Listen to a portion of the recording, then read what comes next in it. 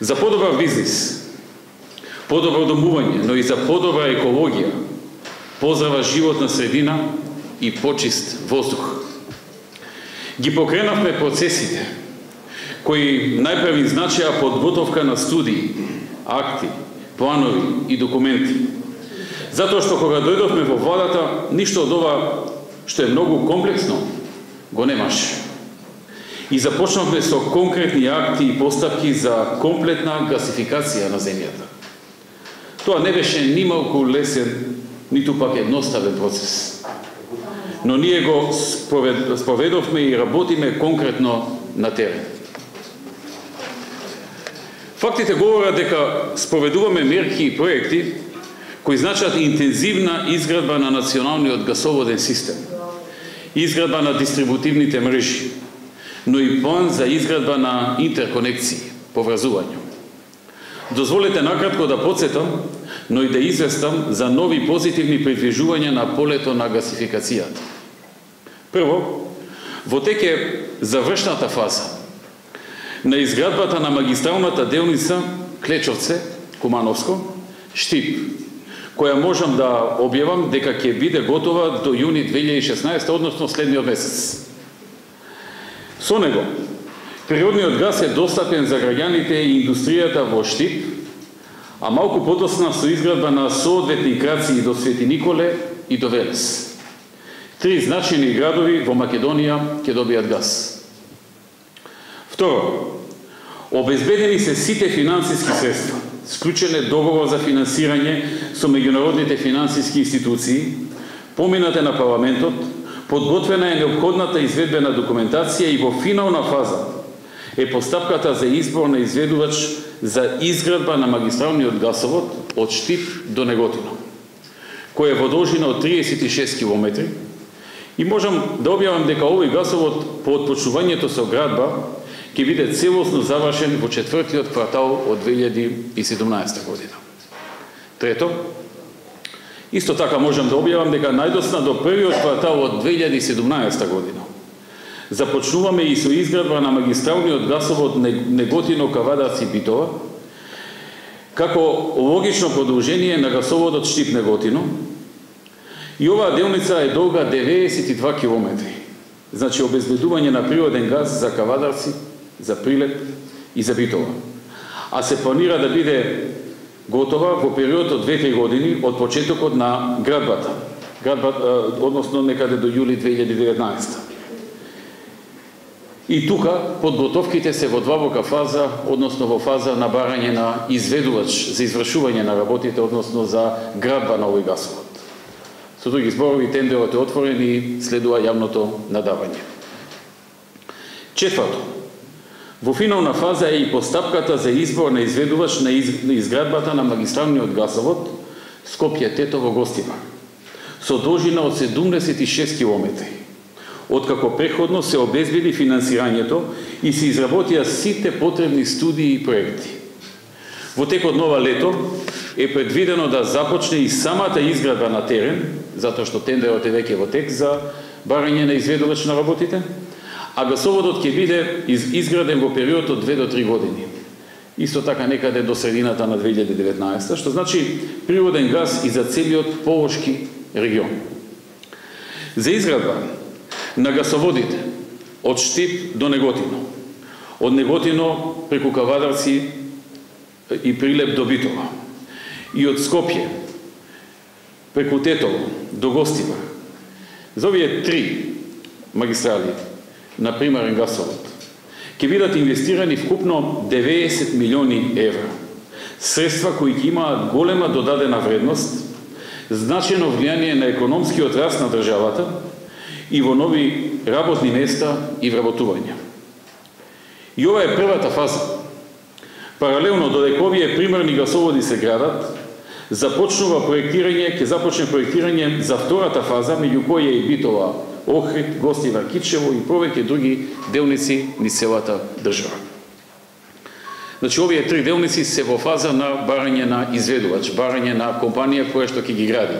Се друго е завршено. Проектирање, подготовки, сите оние потребни фази за да се дојде до објавување на јавен повик за барање на изведувач, вклучувајќи го и обезбеденото финансирање.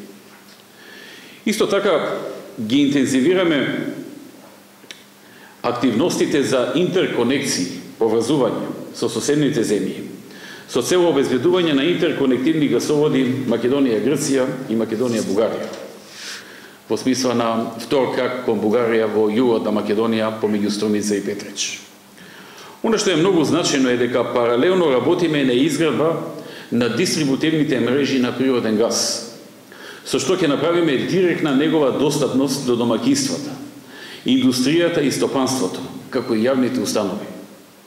Изградбата на дистрибутивните мрежи ќе овозможи природен газ да стигне директно до секој дом и компаниите ќе имаат директна можност за избор на природен газ како поевтина и еколошки чиста енергија, а тоа ќе го имаат и компаниите од индустријата. Постапката за изнаоѓање на приватен партнер за гасификација на Скопскиот регион, односно 17 негови општини, е во длабока фаза. Две компании се наоѓаат во втората фаза на конкурентен диалог и согласно закон се вршат финалните разговори со нив. И се очекува дека по расчистувањето на политичките состојби ќе влеземе во финален избор на компанија која ќе го гради гасоводот во Скопје и Скопскиот регион, кој е проценет на инвестиција вредна 100 милиони евра или околу 245 километри нова дистрибутивна мрежа на секундарната гасификација. За изградбата на дистрибутивните гасоводи во Западна и во Источна Македонија, односно регионите 2 и 3, наскоро се очекува распишување на нова постапка, која како резултат на преходните искуства сега во себе вклучува многу подобрени и поприфатливи услови за потенцијалните инвеститори.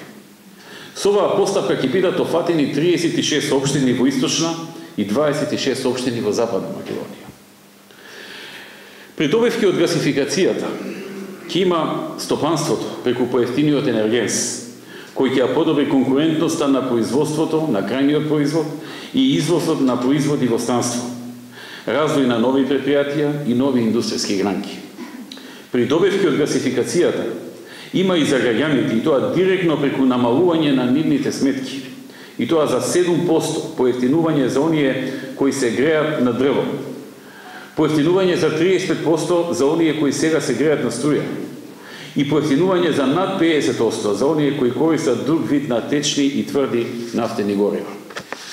Она што е многу важно и сакам да го потенцирам е дека со употребата на природниот газ ќе се обезбеди поголема заштита на животната средина и намалување на интензитетот на загадувањето на воздухот.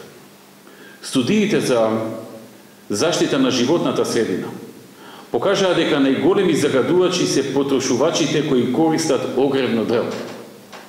Дури до 70% од вкупното загадување на воздухот потекнува од загревањето на домовите на дрва. И затоа, со гасификацијата која веќе е блиска, многу блиска реалност, степенот на загадувањето драстично ќе опадне, што е многу значено за здравјето на луѓето. И не само што го загадуваат воздухот преку оджаците, туку сериозно и многу кратно повеќе го загадуваат грењето на дрва, го загадува воздухот кој го дишат во нивната просторија дома, која затоплуваат, и тоа директно влијае на нивното здравје и на различни заболувања. Според Светската здравствена организација, загревањето на домовите со дрва на неефикасен начин придонесува за загадување во домашните простории со високи концентрации на мали честички и јаглерод моноксид. Вообичаено, домашните простории се загадени 3 до 4 пати повеќе од надворешниот воздух. Но доколку домот се загрева на дрва, со стари печки и во непроветрени простории, домашното загадување во и околу домот може да ги надмене дозволените концентрации на честички дури до 100 пати повеќе отколку надворешниот воздух. За оние кои се греат на дрва и особено ако тоа е несоодветно. Дополнителна причина за загриженост е тоа што во зимските услови децата поминуваат најмногу време токму во своите домови и се директно изложени на ваквата енормно висока загаденост на воздухот. Според Светската здравствена организација, заради домашно загадување на воздухот во светот умираат 4,3 милиони луѓе годишно. Постојат силни научни докази кои го поврзуваат домашното загадување на воздухот со многу болести, како кај децата, така и кај возрастните. Например, пневмонија, хронична обструктивна белодробна болест, канцер на белите дробови, срцев и мозочен удар и катаракта. Исто така има многу докази дека загадениот воздух во домовите е поврзан со нарушување на бременоста, туберкулоза, како и некои видови на канцер во дигестивниот систем. Земајќи ја предвид сериозноста на овие болести, освен што ќе се посветиме на намалување на вкупната загаденост на воздухот, посебен фокус ќе има токму на намалувањето на загаденоста на воздухот во домашните простори.